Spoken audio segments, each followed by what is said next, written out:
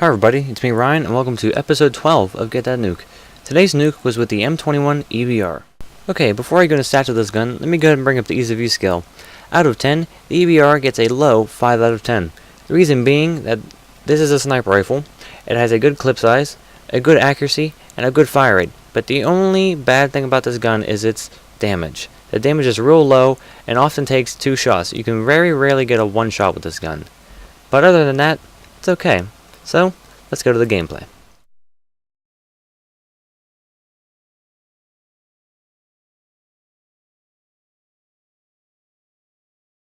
Alright, I've got this nuke playing Domination on Afghan, and let me go ahead before I even get into the gameplay and apologize already. Now the reason why I'm apologizing is because I captured this gameplay with Pinnacle Studio 12. And you guys are probably thinking, oh, what's wrong with Pinnacle Studio 12? It's supposed to be a good program. Do not listen to anybody that tells you that. It is absolutely garbage. I did find my CD sleeve with my serial code on it, so I installed it on my computer. Just Pinnacle Studio 12. It didn't come with Ultimate. I don't know if Ultimate's even going to do anything. I ain't gonna bother with it. But now I recorded with this because everybody says on YouTube you absolutely need this program to have the best dazzle quality possible.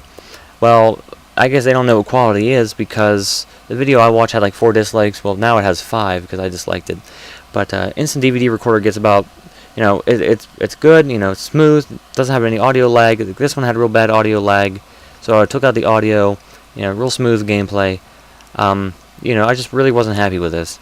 But so I did go ahead and redid this nuke on high rise, which I actually just got finished deleting off my computer, just because that I got about 5 kills with claymores. So I thought that was kind of unfair to you guys.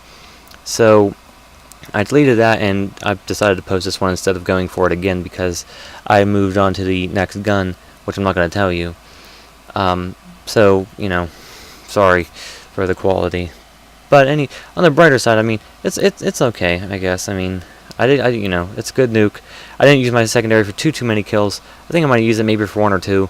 The rest of them were with the EBR. I do pick up, I'm pretty sure I may pick up 1 or 2 deaths prior to the death by the nuke. I'm not sure, I can't quite remember. And but anyway, I'm playing with Ben in this one, and then a box decides to come out of nowhere and then spill Mike and Ike's all over my face. But I'm using of course the M21 EBR with silencer, stun grenades, claymores, scavenger, cold-blooded. I didn't put on stopping power for this one because with or without stopping power it doesn't really make a difference. But anyway, I'm using that, and then Scavenger, Cold-Blooded Ninja with Ravka as my secondary, because for the sniper rifles I do like to have my secondary, but for everything else, use my Stinger. And this brings me to my next point. In my intervention video, this one guy commented that I should rename my video Get That Predator Missile Episode 5, or Episode 5 Intervention. Now I thought that was really rude.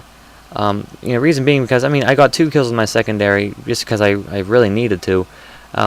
Guys, I'm not trying to get kills with my secondary. I really only whip it out of my pocket whenever I really need to. In a dire situation, just like there, because I knew if that guy was, gonna run around, because I think he had like Marathon Lightweight or something on, and I knew he was close to me, so I didn't want to risk, scoping in and then having him like blur across my screen and try to catch up with him in my scope, and then end up getting killed. So I decided to do the Ravka. And then you see I do drop back and pull out my EBR here. But anyway, he just, I guess that guy didn't really think it was fair that I got 2 kills with my Ravka and then got the rest of the kills with the kill streaks and stuff. That's pretty much how you do it. It's you can get a kill streakless nuke, but it's really tough. I probably couldn't do it. I could probably get close, but I probably couldn't do it myself. So, everybody who gets nukes on here, unless of course they're kill streakless, they do what I'm doing here. They Harrier, Chopper Gun, or Nuke. So, if you don't like what I'm doing, don't watch the video, don't post hateful comments. Just put a dislike and just keep going and find a different video that suits your tastes. So after that, I'm sorry about that little rant. That was really, it wasn't really getting on my nerves or frustrating me. I just thought that was really, really rude and inconsiderate.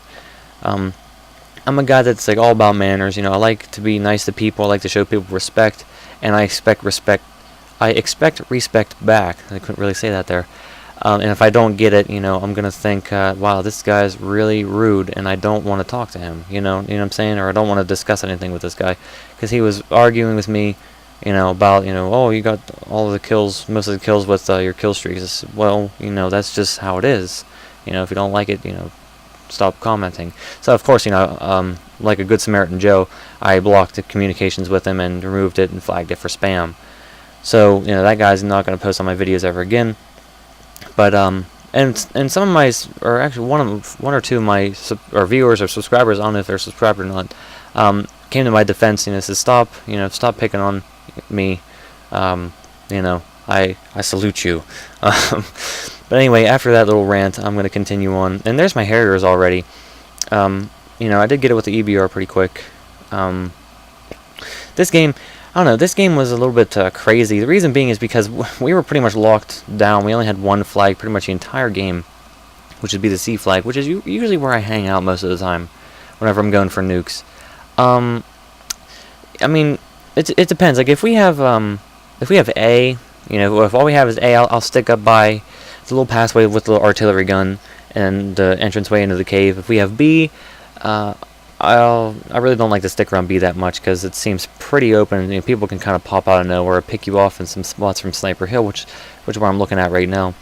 So my Harriers get in, and so that, you know, I think they might have got 1 or 2 kills from the airstrike, but I'm not exactly sure.